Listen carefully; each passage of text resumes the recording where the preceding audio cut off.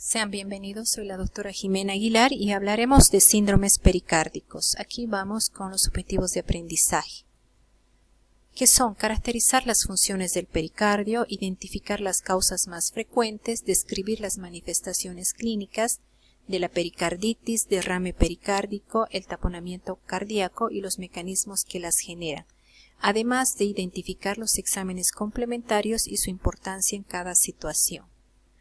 El recuerdo anatómico y fisiológico, diremos que el pericardio es un saco fibroso que envuelve al corazón. Está formado de un pericardio fibroso y un pericardio seroso. El seroso tiene una capa visceral y una capa parietal que limitan un espacio que es la cavidad pericárdica, en la cual se encuentra un líquido pericárdico de 15 a 50 ml. Tiene funciones membranosas y funciones mecánicas. Las funciones membranosas son evitar el rozamiento del corazón con estructuras adyacentes, servir de barrera contra las infecciones, mantener el corazón en una posición fija. Tiene funciones mecánicas relacionadas a la limitación de la dilatación miocárdica excesiva y la interdependencia del llenado de los ventrículos. Limita la dilatación cardíaca debido a sus propiedades relativamente inelásticas, ya que actúa como una estructura rígida y pasiva, influyendo fundamentalmente en la función diastólica del corazón, es decir, limita el llenado diastólico, mientras que influye poco o mínimamente en la función sistólica. Por tanto, su importancia radica en la capacidad para limitar el llenado de los ventrículos. En relación a la interdependencia ventricular, debemos recordar el efecto Verheyen invertido, que indica que cuando aumenta la presión o el volumen del ventrículo derecho, se produce un intento de igualar presiones, y para este intento se rectifica el septum interventricular, es decir, el septum sufre un desplazamiento hacia la izquierda, quedando en una posición rectificada. El incremento de las presiones de llenado ventricular afectarán principalmente a las cavidades derechas. La pericarditis se clasifica según la clínica y según la etiología. Según la clínica, en pericarditis aguda, pericarditis subaguda y pericarditis crónica. Posteriormente hablaremos de la clasificación etiológica. En relación a la epidemiología de la pericarditis aguda, que es el primer síndrome que tomaremos en cuenta, diremos que esta incidencia se desconoce. Algunos estudios señalan que corresponde al 0,1% de los pacientes hospitalizados y al 5% de los pacientes que ingresan a los centros médicos con dolor torácico de causa no coronaria. En esta imagen identificamos la clasificación etiológica de la pericarditis aguda, identificando causas infecciosas y causas no infecciosas.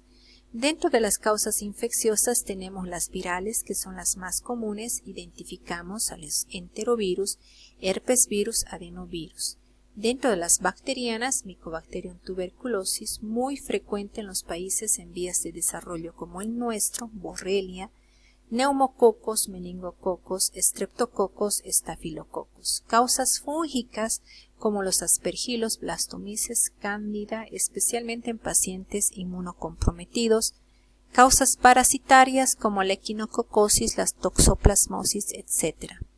Causas no infecciosas como las autoinmunes, lupus eritematoso sistémico, el síndrome de Sjögren, la artritis reumatoidea, la esclerodermia y otras vasculitis. Causas neoplásicas como el mesotelioma o procesos metastásicos como el SEA pulmonar y los linfomas. Causas metabólicas como el mixedema, causas traumáticas e iatrogénicas relacionadas con toracocentesis, radiación, drogas, por ejemplo la utilización de la procainamida, hidralazina, antineoplásicos, ciclosporina, etc. y otras como la amiloidosis, la disección aórtica y la hipertensión pulmonar. Aquí tenemos la clasificación etiológica, causa idiopática, infecciosa, no infecciosa. Dentro de la infecciosa, las virales, las más frecuentes. Aquí se identifican otros virus como los ecovirus, Coxsackie, bacterias, que hemos mencionado también, hongos, y las no infecciosas, procesos neoplásicos, enfermedades autoinmunes, patología endocrina como el hipotiroidismo y otras. Primer síndrome, la pericarditis aguda, es un síndrome clínico debido a la inflamación del pericardio que se caracteriza por presentar dolor torácico, roce pericárdico y alteraciones electrocardiográficas junto a o no derrame pericárdico. Se identifican factores de riesgo mayores y menores. Dentro de los mayores tenemos la presencia de fiebre mayor a 38 grados centígrados, el curso subagudo, la presencia de derrame pericárdico severo o taponamiento cardíaco, el fracaso del tratamiento con ácido acetilsalicílico o AINES y criterios menores como por ejemplo la asociación a miocarditis, inmunodepresión, traumatismo y tratamiento anticoagulante oral. Criterios diagnósticos: dolor torácico, la presencia del roce pericárdico, los cambios electrocardiográficos y también la fiebre en relación a una causa infecciosa. El dolor torácico generalmente es repentino, pero en algunas situaciones puede ser progresivo. Es retroesternal y precordial al lado izquierdo. La intensidad es variable. El tipo es pleurítico y opresivo en algunas ocasiones. Se irradia hacia cuello, espalda y abdomen. Se intensifica en la respiración profunda, la tos, la deglución y el decúbito supino. Disminuye al inclinarse el paciente hacia adelante. Presenta roce pericárdico que está relacionado con la sístole auricular, la sístole ventricular y el llenado rápido del ventrículo. Se produce también en este tipo de patología cambios en el electrocardiograma que son, por ejemplo, difusos, supradesnivel ST difuso.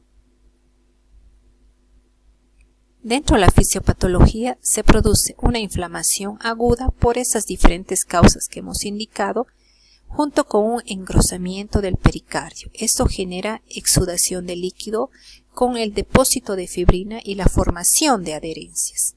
El incremento de líquido produce incremento de la presión intrapericárdica con afectación del llenado ventricular e incremento de la presión venosa yugular. La disminución del llenado ventricular disminuye el volumen de eyección ventricular, disminuyendo el gasto cardíaco y la presión arterial. Para hacer el diagnóstico hay que tomar en cuenta la exploración física detallada, hay que realizar un electrocardiograma, hay que realizar también una analítica completa que incluye marcadores inflamatorios, esto en relación a la búsqueda de la causa de la pericarditis.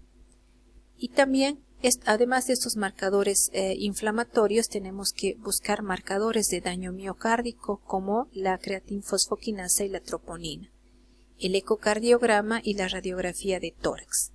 Las pruebas adicionales deben estar relacionadas con la causa que estamos sospechando que es el origen de esa pericarditis. Aquí tenemos un algoritmo en sospecha de pericarditis aguda por la clínica y los criterios diagnósticos que hemos identificado. Se pedirá un electrocardiograma y se buscará las alteraciones electrocardiográficas. Inicialmente tenemos la elevación del segmento ST cóncavo hacia arriba, que es de manera difusa y generalizada. Y tenemos un PR descendido. Posteriormente se normalizará el segmento ST y la onda T será negativa. Posteriormente seguiremos con el estudio inicial.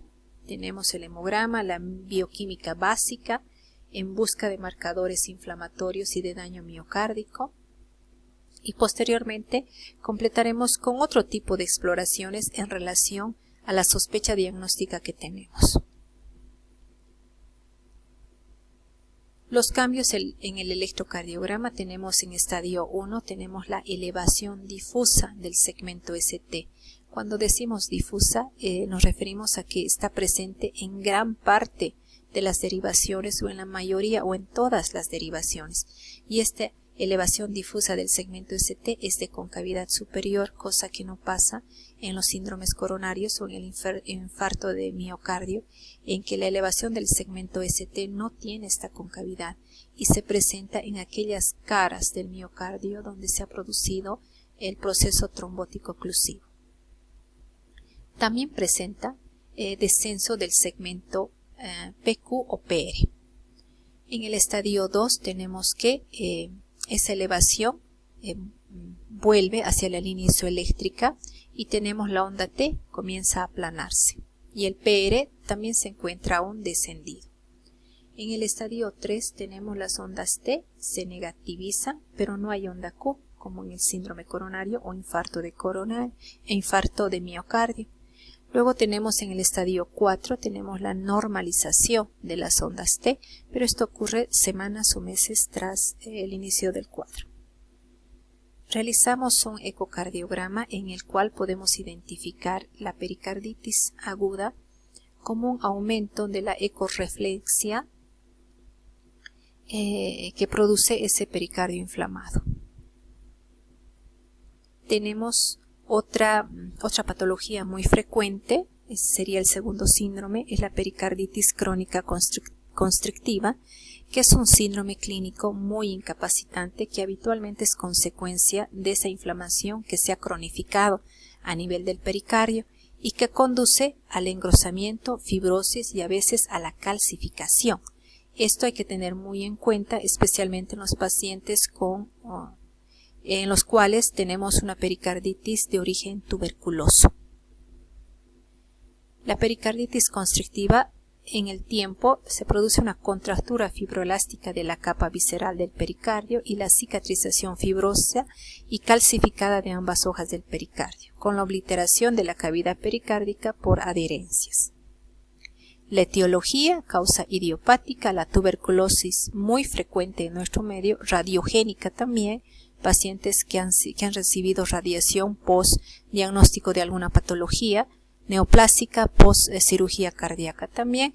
En ellos se produce la disminución o rigidez del pericardio que produce dificultades en el llenado diastólico al igualarse las 4 presiones de las cámaras.